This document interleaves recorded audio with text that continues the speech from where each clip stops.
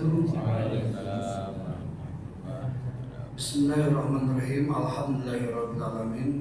Allahumma sholli ala sayyidina Muhammadin wa ala alihi washabihi ajma'in. Rabbi shrah li sadri wa yassir li amri wahlul 'uqdatam min lisani yafqahu qawli. Puji dan syukur kita panjatkan kehadirat Ilahi Rabbi Allah Subhanahu wa taala yang senantiasa memberikan anugerahnya kepada kita, baik anugerah iman maupun anugerah Islam, walaupun dalam pelaksanaannya terkadang ada perbedaan, dan perbedaan itu adalah insya Allah rahmat dari Allah Subhanahu wa taala. Perbedaan bukan untuk diperdebatkan apalagi menjadi permusuhan, tapi perbedaan adalah rahmat dari Allah Subhanahu wa taala. Salawat dan salam semoga limpahkan kepada junjungan kita Habibana wa Rasulana Sayyidina Muhammad Rasulullah SAW. Allahumma sholli ala Sayyidina Muhammad wa ala ali Sayyidina Muhammad. Hadirin kaum muslimin rahimahumullah. Insyaallah malam ini kita langsung membahas tentang tasyahud. Bismillahirrahmanirrahim. 2 pekan kemarin kita menyampaikan bahwa tasyahud itu asal kata dari syahada yashhidu, syahadan. Jadi tasyahud itu asal kata dari syahadat. Syahadat itu dimulai dengan asyhadu. Jadi syahida yashhadu, yashhadu, yashhadan, yashhaduna, tashhadu, tashhadan, yashhadna, tashhadu, tashhadani, tashhaduna, tashdina, asyhadu, nashhadu. Jadi mutakalim wa'dah di mana aku bersaksi. Nah begitu, maknanya seperti itu. Selanjutnya ada 3 cara duduk, dan utamanya adalah sesuai dengan urutan 1, 2, dan 3. Yang pertama, yang utama duduk tasyahud adalah wa iza jalasa fi raq'atil akhirah quddima rijlahul yusra wa nasabal ukhra wa qa'ada ala maq'adihi. Yang dicontohkan oleh Rasulullah SAW, hadis dari Imam At-Tirmidzi, bahwa ketika Nabi tasyahud menegakkan kaki kanan, memunculkan kaki kiri, gitu ya, dan pantat itu disokong oleh lantai. Itu keutamaan pertama. Yang kedua, ini masih dari hadis Nabi juga yang diterima oleh Jubair bin Awam. Karena Nabi SAW idza qa'ada fi sholati ja'ala qadamahu al-yusra baina fakhdihi wa dhaqihi wa farasa qadamahu yumna. Cara yang kedua adalah Nabi di sini qa'ada fi sholati ja'ala qadamahu yusra, menjadikan kaki kirinya antara paha dengan betis. Ada yang pakai celana ya, kita coba berikan.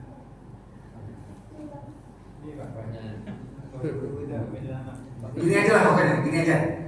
Jadi kan ketika terlipat antara paha dan betis terlipat kan.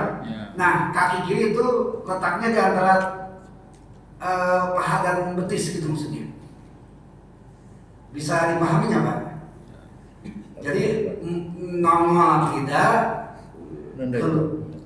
tersembunyi antara paha dan betis, itu aja pokoknya. Nggak harusnya pakai celana, kalau itu nggak kelihatan betis dan pahanya gitu. Kalau pakai celana ada gitu ya. Nah jadi begitu caranya. Jadi yang pertama, kalau tadi ditegakkan kakinya, dilipat jarinya menghadap kiblat dan kakinya nongol, gitu ya. Yang kedua beda, kaki kirinya di antara lipatan paha dan betis, gitu ya. Lipatan paha dan betis. Jadi ketika atahiyat, nah ini kan paha dan betis saya ragam dibuka terus aja. Kan begini. Nah, antara paha dan betis itu masukkan kaki kiri. Jadi nggak nongol di sini. Gitu ya. Nah, yang selanjutnya yang kanannya rubah. Yang kanannya? Yang kanannya. Nah, sini yang kanannya. Ini cara yang kedua ya. Yang kanannya wa farosa qadamahu al-yumna, dan dibentangkan kaki kanannya. Dibentangkan itu berarti tidak ditegakkan, Pak, tapi diginikan. Nah, gitu. Ini membentang namanya. Nah, gitu ya. Itu cara yang kedua. Tapi yang utama yang pertama dulu. Kalau utama yang pertama baru yang kedua. Yang ketiga itu semampunya duduk. Karena syarat atahiyat wajib duduk. Bagaimana yang di kursi? Yang di kursi duduk nggak, Pak? Duduk, berarti itu sah. Kecuali kalau atahiyat gini, nggak nempel itu tak sah. Atau bapak lagi atahiyat misalnya begini, atahiyat ini nggak sah, karena ini kan duduk. Ini bukan duduk nih, ini namanya berlutut. Itu tidak sah, ya. Karena syaratnya atahiyat adalah harus duduk. Terserah mau duduk iftiros, mau tawaruk, ataupun yang terakhir adalah ik'a, duduk di atas tumit. Nah, begini. Ini namanya ik'a. Cuma ini alternatif terakhir. Alternatif lainnya adalah boleh bersila dan boleh duduk apapun. Yang penting pantat nempel, jangan sampai tidak. Itu aja. Itu syaratnya ya. Nah, cara yang diberikan oleh Nabi itu dua sebetulnya. Cuma cara yang ketiga terserah Bapak Ibu mampunya kayak gimana. Yang penting duduk. Duduk itu pantat ditopang, bukan mengambang. Gitu ya. Jadi ketika atahiyat di kursi pun sama duduk. Ditopang sama kursi, sama duduk gitu. Sah juga. Cuma kalau tidak ditopang, nah itu yang tak sah. Nah, begitu. Itu yang dicontohkan oleh Rasulullah SAW. Nah, kemarin kita bahasanya sampai di sana itu ya, cara duduk. Baik, hadirin kaum muslimin rahimakumullah.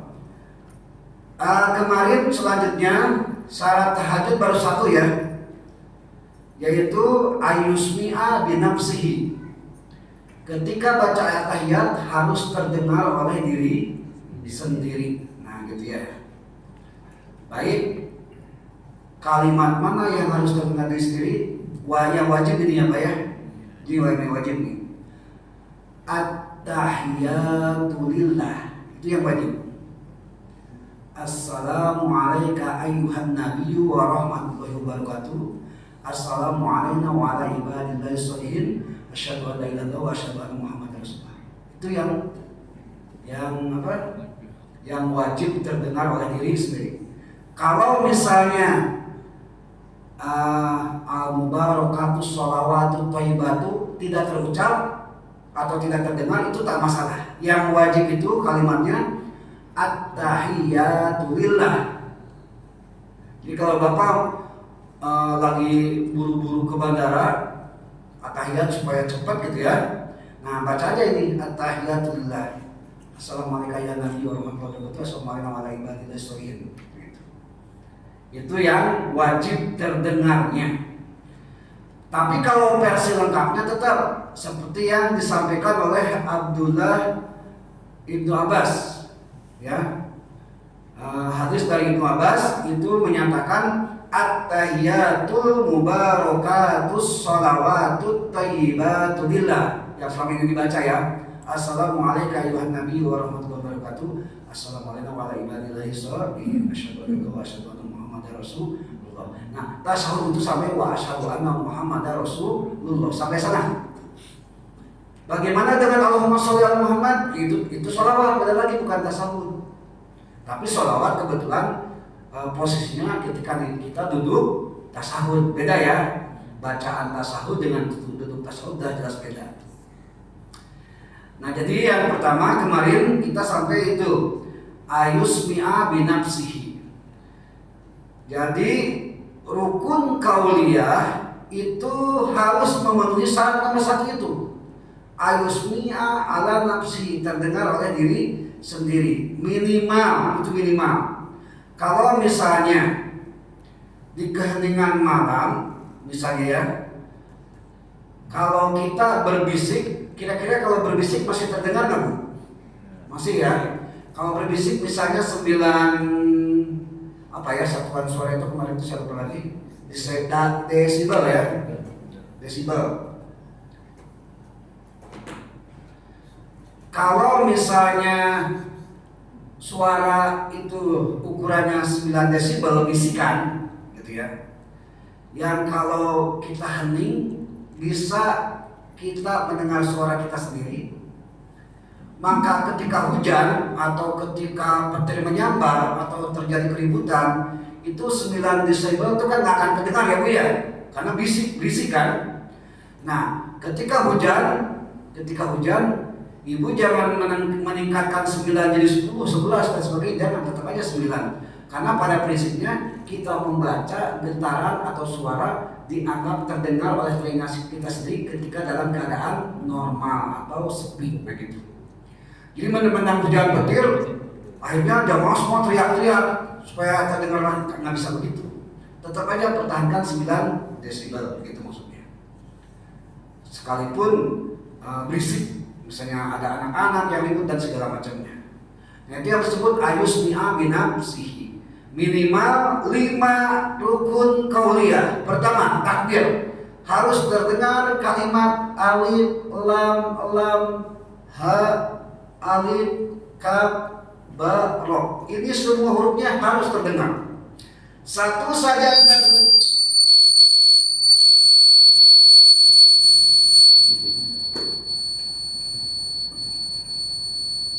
Satu saja tidak terdengar.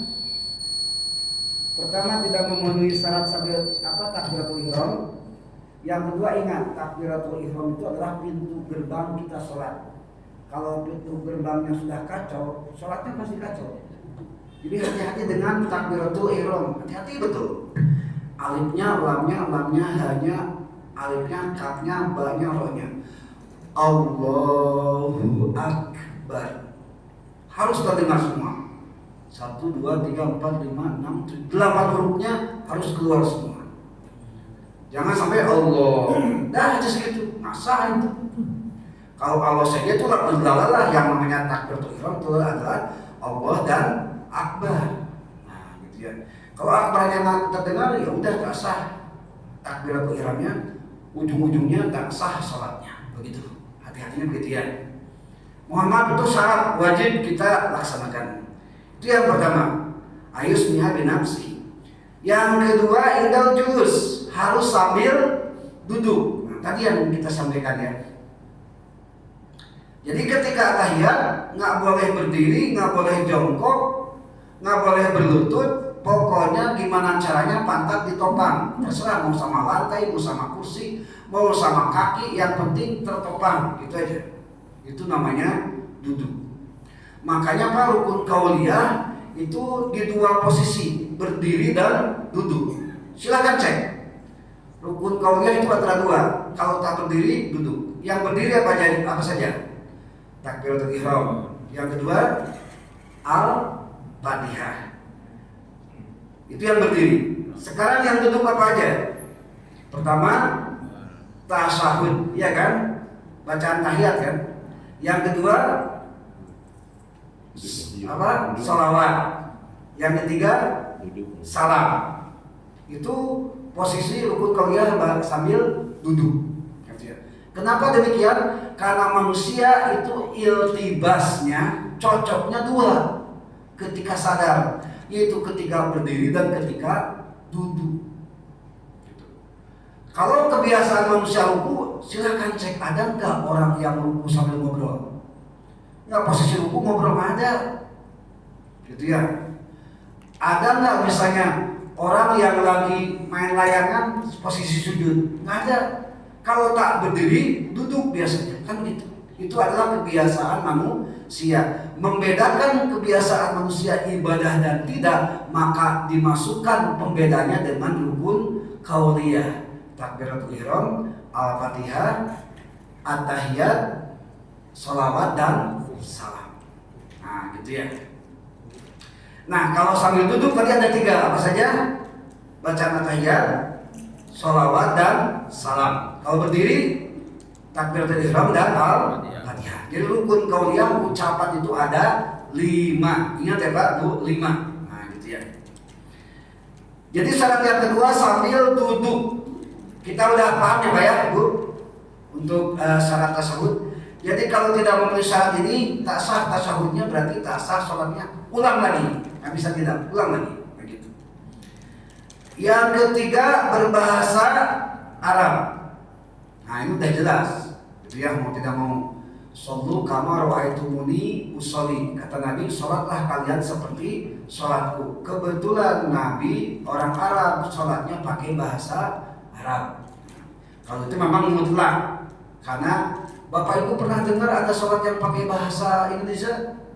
Tak pernah ya. Atau pakai bahasa masing-masing? Tak pernah. Nggak kebayang kalau pakai bahasa masing-masing. Orang Melayu, Allah yang maha besar, kan gitu.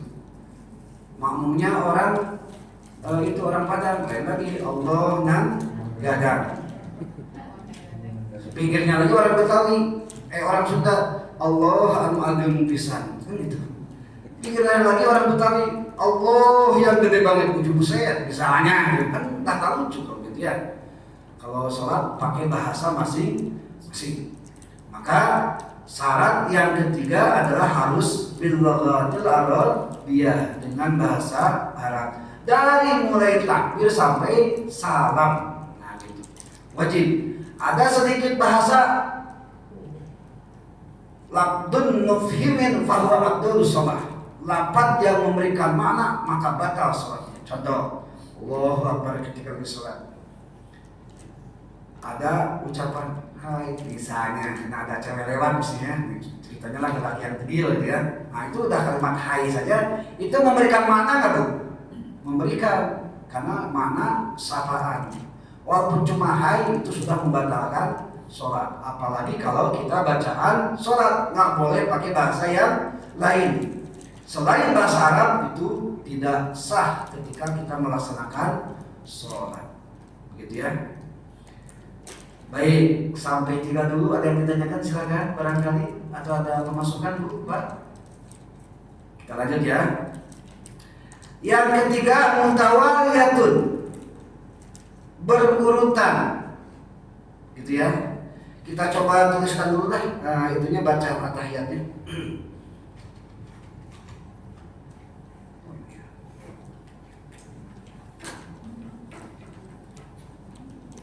Insya Allah banyak pahalanya nih.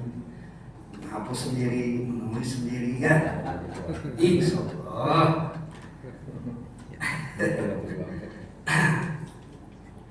Kita coba.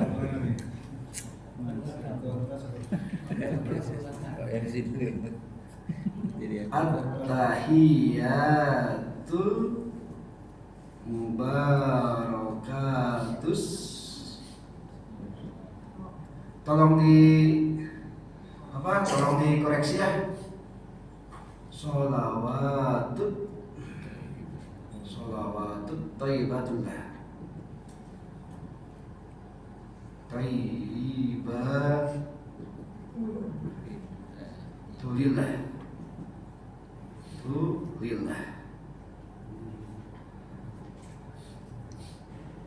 At-tahiyatu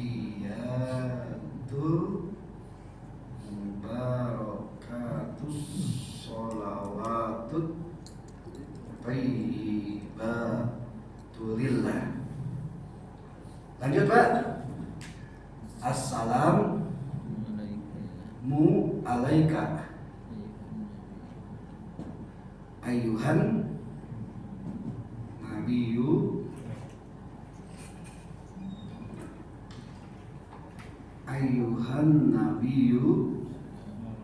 warahmatullahi wabarakatuh. Lanjut. Assalamu alayna. Assalamu alayna. Assalamualaikum apa Pak? Wala ibadillahi sholihin. Tolong dikoreksi ya.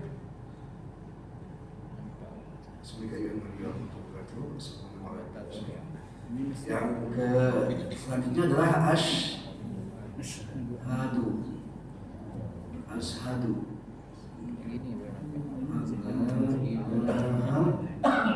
illallah wa ashhadu anna Muhammadar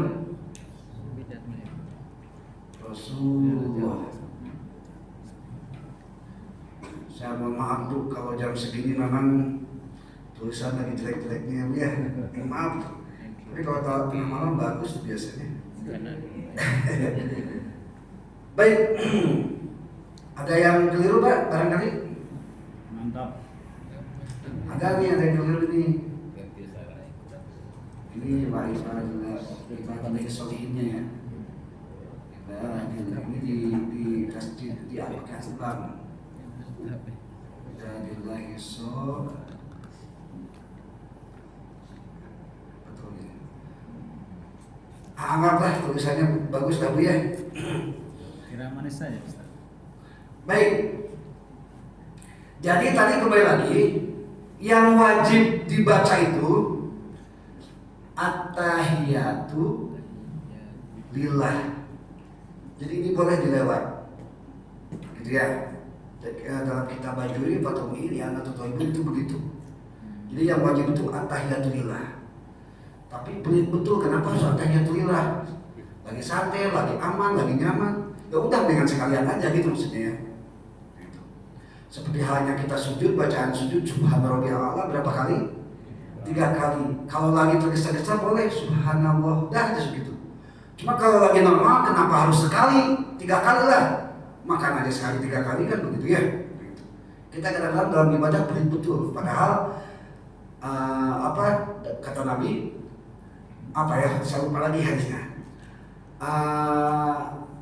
Apalagi. Pokoknya urusan ibadah itu harus egois gitu ya. Al-isaru bil ibadah mamnuun, begitu kata Nabi. Ibadah itu harus egois. Maksudnya egois ketika ada saat pertama masih kosong, harusnya kita berlomba secepatnya. Jangan kadang-kadang, itu salah tuh. Ada kan yang apa? Yang mempersilahkan di saat pertama kan itu makruh tuh hukumnya. Harusnya kita langsung berlomba-lomba harusnya. Nah gitu. Jangan berlomba-lomba dekat sandaran tiang. Harusnya berlomba-lomba di sop yang pertama gitu maksudnya. Tapi yang kadang-kadang itu kebalikannya, kita rata-rata lihatnya kelihatan sopan gitu ya. Mempersilahkan, padahal itu bukan sopan, itu makruh. Karena al-isaru bil ibadah mamnuun. Dalam ibadah itu harus egois, mementingkan diri sendiri. Tapi kalau dalam bersosial itu baru mementingkan orang lain. Nah, itu bedanya. Gitu ya. Baik. Nah, kalau ini atahiyat, kita harus mementingkan diri sendiri, harus semuanya dibaca. Ini saya mengucapkan at-tahiyatulillah dalam kondisi tergesa-gesa. Kalau at-tahiyatulillah dengan at-tahiyatul mubarakatuh sholawat thayyibah itu kira-kira selisihnya berapa detik? Gitu aja. Nah, kalau tergesa-gesa boleh at-tahiyatulillah. Assalamualaikum ayuhan. Nah, kalau ini wajib semuanya nih. Kecuali ini aja. Ada juga pendapat assalamu itu bisa diganti dengan salamun. Salamun. Boleh. Ini kan ma'rifat dinakirahkan. Misalnya gini, lagi tergesa-gesa ya Pak ya, Bu. At-tahiyatulillah. Salamun alaika ayuhan nabi wa rahmatullahi wa barakatuh. Salamun alaina wa ala ibadillah sholihin. Itu boleh. Kalau kita darurat. Tapi kalau normal memang harus seperti ini. Nah, gitu ya. Baik, kita kembali ke yang tadi. Syarat tasyahud yang selanjutnya adalah al-mutawaliyatu. Harus berurutan. Nah, jadi maksud berurutan adalah jangan terbolak-balik. Maksudnya begini, ibu atau bapak langsung baca at-tahiyatul mubarakatus sholawatut thayyibatu lillah. Assalamualaikum warahmatullahi wabarakatuh. Assalamualaikum ayuhan nabi. Nah, itu tidak berurutan, itu maksudnya. Nggak boleh, harus urutan seperti ini. Bagaimana kalau urutannya at-tahiyatul lillah? Nggak apa-apa.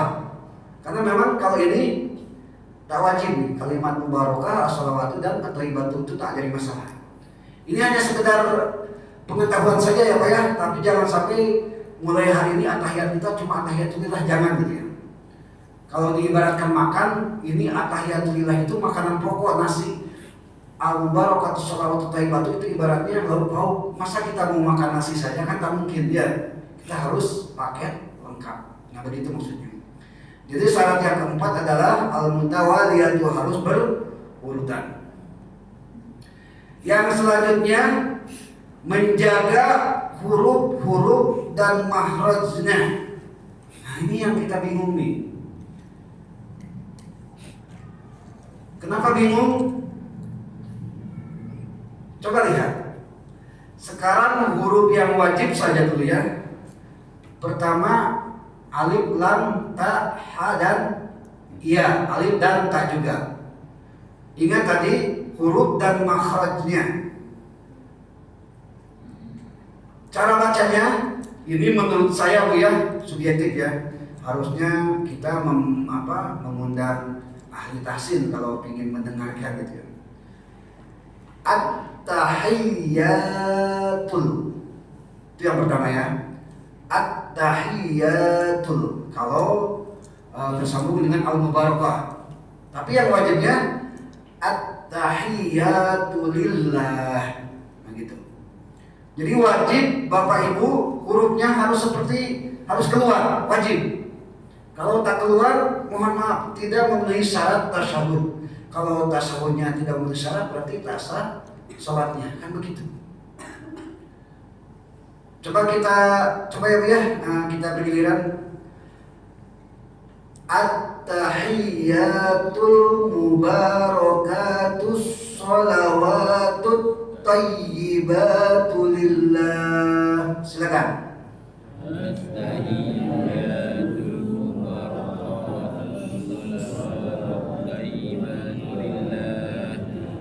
Alhamdulillah, anggaplah benar semua lah ya. Nah, supaya cepat. Tapi itu dibacanya, ingat, bukan teriak-teriak seperti barusan, tapi ayusmi'an nafsahu, yang terdengar oleh diri sendiri. Nah, gitu. Jadi minimal sebelum kita nanti ke fikih khusus sholat, minimal itu tahu ketika baca tahiyat itu huruf apa saja yang dibaca. Ada minimal ada ta di sini ya, karena alifnya nggak disembunyikan ya. Ada alif, ada ta, ada ha kecil, ada iya yang pakai tasjid dan ada ta. Ya. Selanjutnya mubarakatuh sholawatu thayyibatu lillah, lillahnya juga. Nah sekarang yang kedua, paragraf yang kedua, ada dua salam. Kita coba. Assalamu alayka ayyuhan nabiyyu wa rahmatullahi wa barakatuh. Silakan.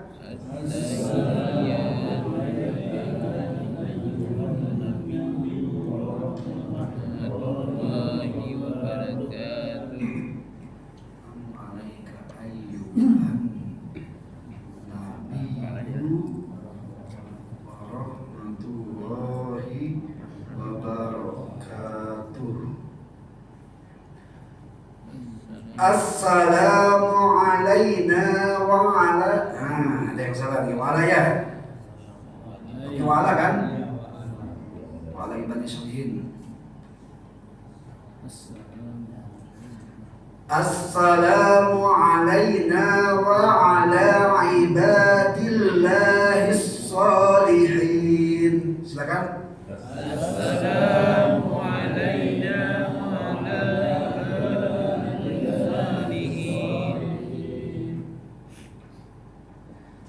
ibadillahis salihinnya bukan ingat pakai tasjid ya. Kan ini wajib nih, termasuk wajib juga. Asyhadu an la ilaha illallah.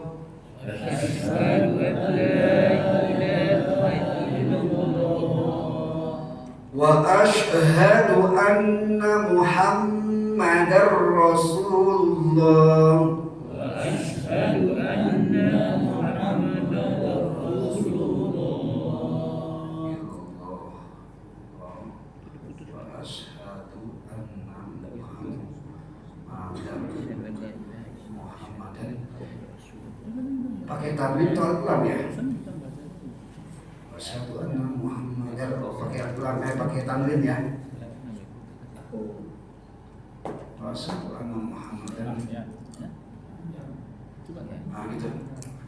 Muhammadar. Jadi ini fungsinya idgham bila guna.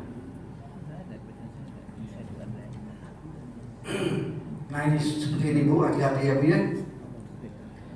Seperti ini. Ada yang membacanya, ada yang membacanya anla, anla. Ini udah jelas salah ya. Karena idgham bila guna, maka harus nunnya dihilangkan jadi Allah. Itu wajib tuh, mohon maaf. Ya demi kesempurnaan sholat kita lah ya, gitu ya. Baik. Walaupun tadi kita menyatakan bahwa al-mubarakatu sholawatu thayyibatu itu tak masalah, kita pakai sempurna aja. Dari mulai tahiyat sampai syahadat gitu ya, sampai wa asyhadu anna Muhammadar Rasulullah, usahakan itu harus keluar huruf dan makhrajnya, huruf dan tempat keluarnya. Itu maksudnya. Silakan, ada yang tanyakan? Syahadatnya gimana Pak? Bacanya? Syahadatnya tadi? Syahadat yang pertama atau kedua? Maksud Bapak ini nggak boleh terputus. Putus nggak tadi? Kalau asyhadu an la ilaha illallah wa asyhadu anna Muhammadar Ah Rasulullah. ya. Kenapa saya tadi ini diputuskan? Nah itu ya. Kenapa? Karena di sini ada puncak daripada tahiyat, yaitu illallah. Itu.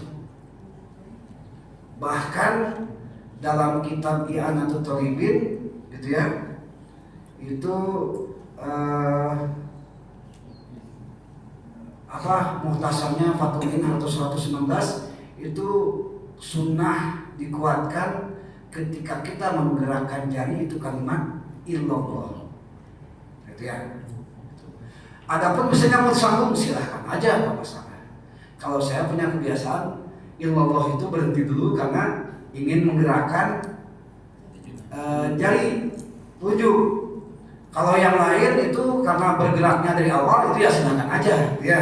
Ada kan yang bergeraknya dari awal, asyhadu an la ilaha illallah, ya dia gerak terus saja walaupun sudah ada ya kayak gitu. Bagaimana hukumnya kita coba kalau ada waktu kita bahas ya. Bukan bermaksud apa-apa ya supaya kita tidak saling istilahnya. Ya mana yang lebih baik lah istilahnya kan begitu ya. Jadi untuk syahadat ini boleh putus, boleh lanjut, tak jadi masalah. Karena begini, pertama ini namanya syahadaten, dua syahadat, pengakuan kesaksian bahwa Allah itu tiada Tuhan selain Allah, dan yang kedua adalah kesaksian bahwa Nabi Muhammad adalah utusan Allah. Apa buktinya dua syahadat ini? Asadunya ada dua, ya kan? Itu Bersaksi. Kalau asyhadu ada dua, berarti boleh satu-satu, boleh sekaligus, kan begitu. Yang kedua ya tadi alasannya illallah, karena illallah itu puncak ketika kita ada iya. Puncak apa dia apa Bu? Iya karena butuh, iya karena lain. Puncak kata ayat ini. Makanya kata Imam Al-Ghazali, ketika ini wajib khusyuk, karena seawam-awamnya orang itu tiga. Ketika takbiratul ihram, Allahu Akbar, ketika ia karena butuh ia karena stain, dan ketika asyhadu an la ilaha illallah. Itu khusyuk orang awam betul. Kalau ibu, bapak takbiratul ihram tak bisa khusyuk, ia karena butuh ia karena stain tak bisa khusyuk, syahadat tak bisa khusyuk, kira-kira di bawah awam apa namanya?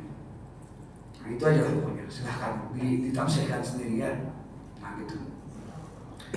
Baik, itu adalah menjaga huruf dan makhraju hurufnya. Yang selanjutnya menjaga kalimatnya. yang dicontohkan Nabi ini. Jadi jangan ditambah-tambah kalimat yang lain. Nah, gitu. Memang dari riwayat Ibnu Mas'ud ada at-tahiyatus shalawatut thayyibatullah ada. Tapi itu beberapa mazhab gitu ya. Saya berbicara ini bermazhab Imam Syafi'i aja. Dari dulu kita dengan komitmen lah satu mazhab aja. Gak usah ada perbedaan pendapat. Jadi yang disampaikan oleh ulama-ulama mazhab Imam Syafi'i itu ya, itu hanya ini aja untuk bacaan at-tahiyat. Dan memang ini berdasarkan hadis yang diriwayatkan oleh Ibnu Abbas, ya, hadis riwayat Muslim. Jadi bacaannya itu jangan ditukar-tukar. Contoh misalnya syahadat. Contoh di sini misalnya ada kalimat assalamu alaika, itu kan ya ayyuhan nabiyyu kan. Nah, kita ganti assalamu alaika ayyuhar rasul. Bisa saja kan? Karena Nabi Muhammad sama dengan Rasulullah kan. Nah, itu tak boleh. Kalau kata Nabi ayyuhan nabi, ya udah ayyuhan nabi. Kenapa ayyuhan nabi bukan ayyuhar rasul? Karena ini dulu sejarahnya menurut tarikh tasyrik itu sejarahnya ketika Nabi Isra Mi'raj gitu ya. Nabi berucap, "Ya Allah, at-tahiyatul mubarakatus shalawatut thayyibatu lillah." Begitu kata Nabi. Allah menjawab, "Assalamu alayka ayyuhan nabi." Allah tidak menjawab assalamu alayka ayyuhar rasul. Jadi yang dicontohkan Nabi itu ya Nabi bukan rasul. Jadi jangan dirubah-rubah gitu maksudnya. Bisa dipahami apa ya? Untuk syarat yang ke-6. Syarat yang ke-7 menjaga tasjidnya. Nah, ini hati-hati juga nih. Kita coba tasjidnya ada berapa? Kita hitung bersama. Yang wajib ya Pak ya.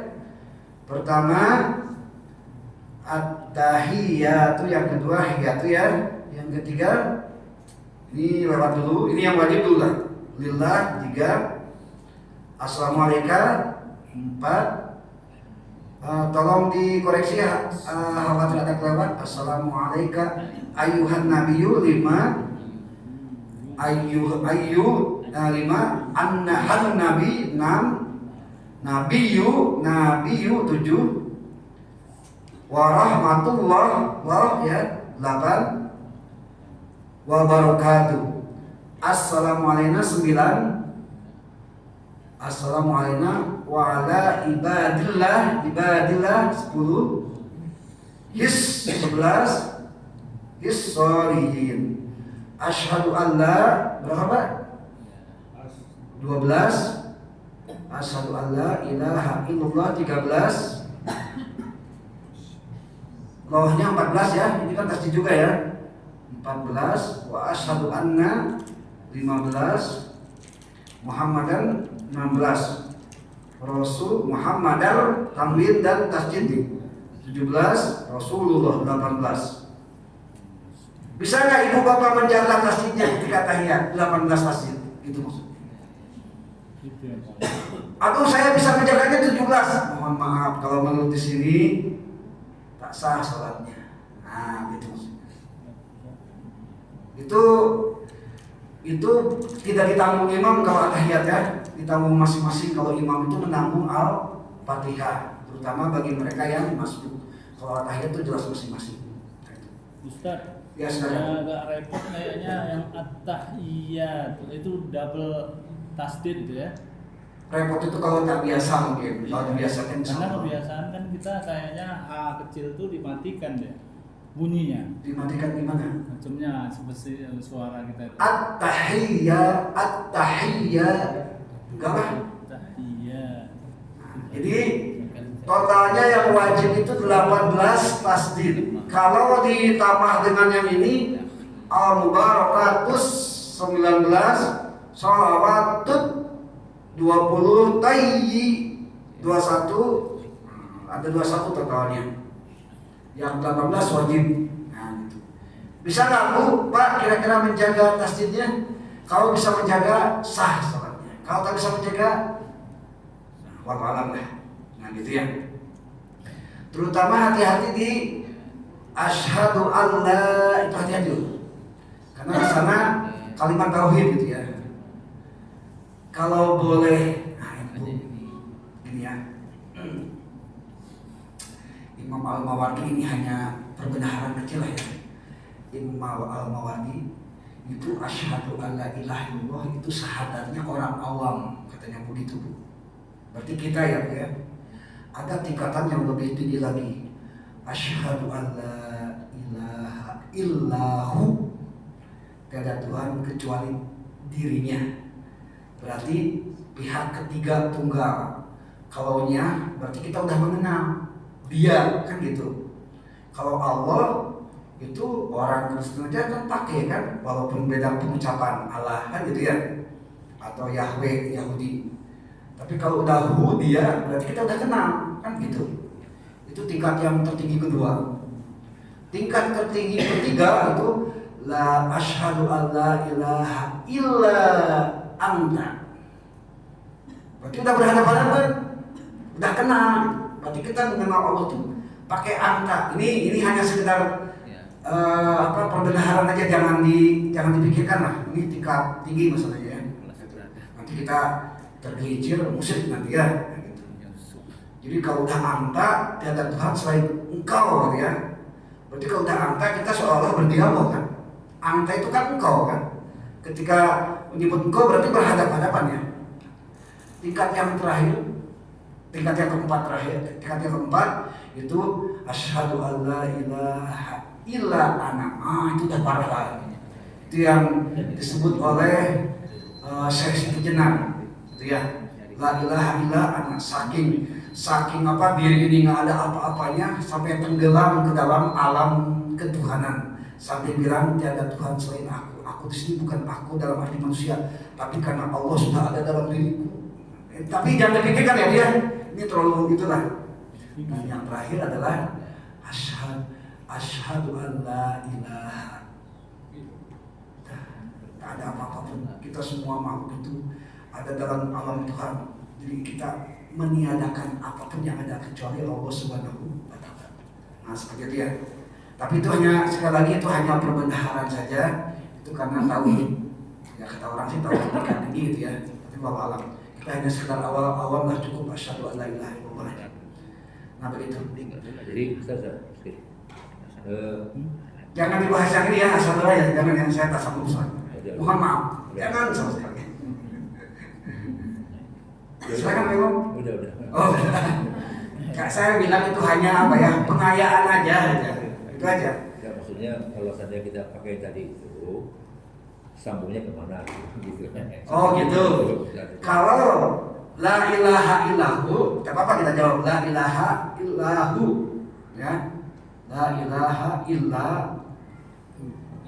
Ini tetap aja punya itu Allah kan. Makanya kalau kaum sufi ada yang dakwahnya itu hu gitu. Karena la ilaha illallah syadaqu wa nasrata wa ajajum apa la ilaha apa iyah yang ujungnya iyah itu kan wala na'budu illa iyyahu kan gitu ya. Nah itu dari hu yaitu kepada Allah. Makanya ada yang zikirnya hu. Kita nggak usah zikir gitu karena kita nggak paham. Boleh tapi yang sudah paham. Itu bagi yang punya SIM B3, B4, B5.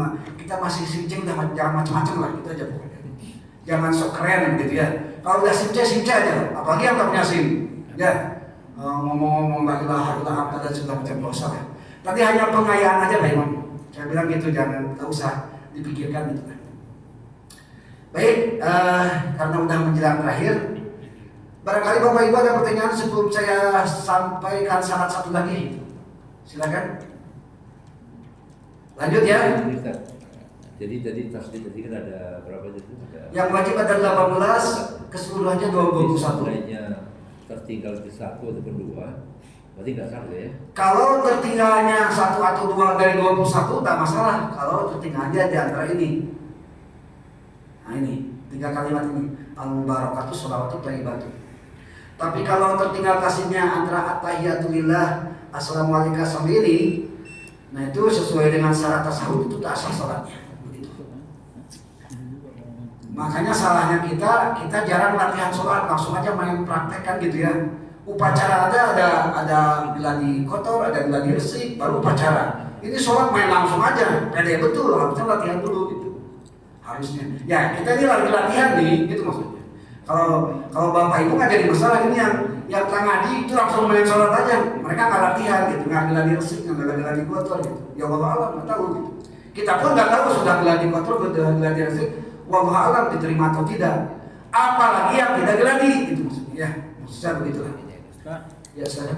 tadi kan ada Ustaz sampaikan kalau yang rukun-rukun di antara berjamaah tadi, kalau Fatihah tadi kita ada salah-salah entah bacaannya itu ditanggung sama imam. Kalau yang ini pribadi-pribadi. Pribadi ini. Jadi kalau Fatihah kita tidak pas, bolehlah sah sholat tadi ya. Jadi dalam hadis Nabi mengatakan begini, as-sholatu gharibun as-sholatu la yuqballu sholatahum bi au musallina bi ghairi qiraatin, gitu ya. As-sholatu munfarid bi ghairi qiraatin, sholat sendiri tanpa bacaan, maksudnya tanpa al-Fatihah. Tapi kalau berjamaah itu ditanggung oleh imam, asal makmumnya sama-sama takbirnya dengan imam, gitu ya. Dan makmumnya ketika sudah takbir dia mendengar bacaan imam memulai al-Fatihah. Asal begitu, itu baru ditanggung bagi orang awam.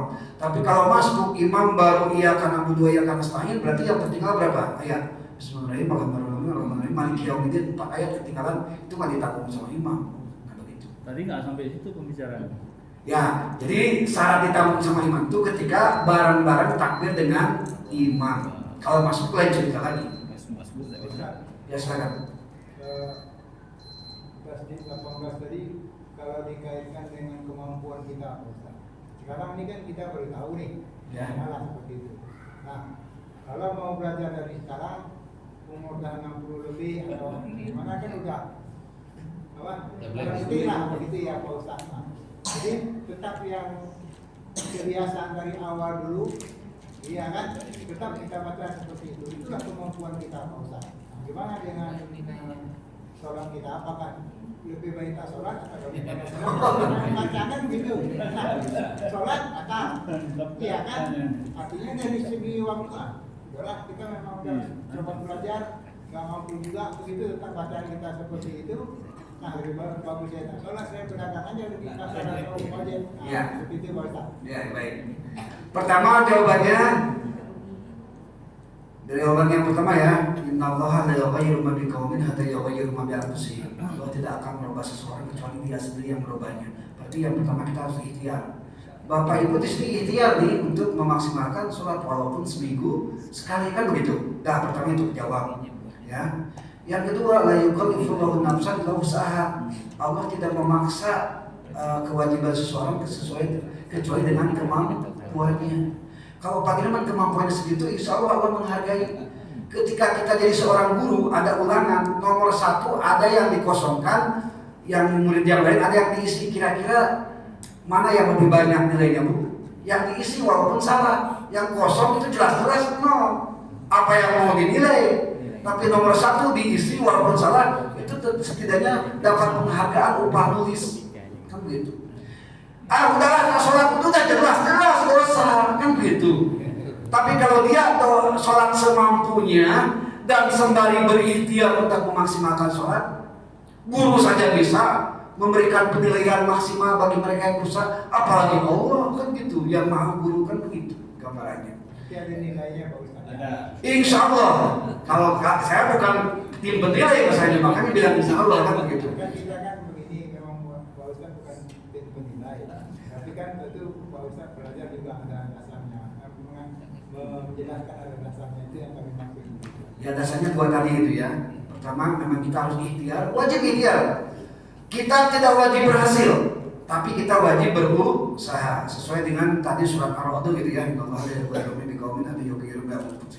Yang kedua, ketika kita berusaha, kemampuan kita kan pasti terbatas kan, maka Allah menyatakan la yukallifullahu nafsan illa wus'aha. Udah semampunya aja kan gitu. Jangan maksain. Tapi jangan udah bilang semampunya terus merasa berpuas diri, udah aja segini-gini aja. Nah, tapi ikhtiarnya nggak ada itu. Udah sholatnya kualitasnya misalnya 50 nilainya dari 100. Dia merasa puas, nggak mau ikhtiar, nggak mau ngaji, nggak mau majelis ilmu. Nah, itu berarti konsep ikhtiarnya nggak ada, sedangkan ikhtiar itu wajib. Nah begitu Pak Iman. Jadi posisinya yang sholat saja belum tentu dapat pahala, apalagi tadi dalam sholat itu jelas-jelas dosa. Setidaknya kalau sholat, walaupun kacau dia sudah gugur kewajibannya kan. Tapi kalau tidak sholat, sudah jelas-jelas dia dosa. Man taraka sholatan khamsin liman kana muta'ammidan fajazaa'u jahannam khalidan fiha. Sudah jelas upahnya itu jahannam khalidan fiha, kekal di dalamnya kalau orang yang tidak sholat. Nah itu Pak teman, mohon maaf ya. Cukup ya, Haji? Alhamdulillah. Cukup. Ya, baik hadirin kaum muslimin rahimakumullah, itu saja mungkin yang bisa saya sampaikan. Mohon maaf atas segala kekurangan, bukan bermaksud mengejek tapi insya Allah mengajak. Wallahu muwaffiq ila aqwamit thoriq. Wassalamualaikum warahmatullahi wabarakatuh. Waalaikumsalam.